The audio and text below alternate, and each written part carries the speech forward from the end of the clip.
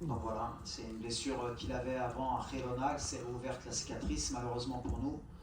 Ça a été un choc hier pour toute l'équipe, pour Azdin aussi. C'est pour ça qu'aujourd'hui la victoire elle est un peu amère parce que plus que bien sûr on est content d'être passé pour nos supporters, mais voilà, pour Azdin on est vraiment déçus. Donc on a perdu un autre leader technique, un de nos leaders aussi dans le vestiaire qui est important pour le groupe. Donc hier c'était un peu difficile pour tout le monde.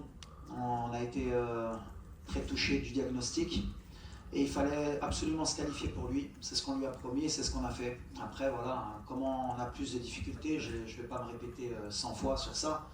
J'ai déjà dit contre les blocs bas c'est difficile pour toutes les équipes, mais à la fin on gagne quand même. Donc la solution on l'a résolue.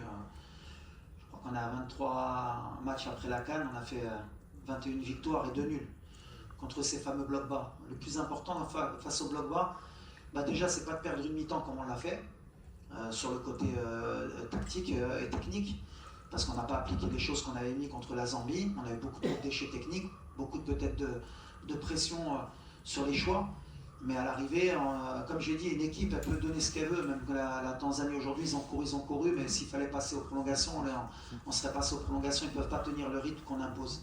Et beaucoup d'équipes en bloc bas, ils ne tiennent pas le rythme en deuxième mi-temps, c'est ce qui s'est passé aujourd'hui. Donc félicitations sur la première mi-temps. Sur la deuxième mi-temps, il n'y a pas eu photo. On mérite de passer, s'il faut que je sois positif, parce qu'après vous allez retenir que la première mi-temps. Donc sur la deuxième mi-temps, il n'y a pas photo.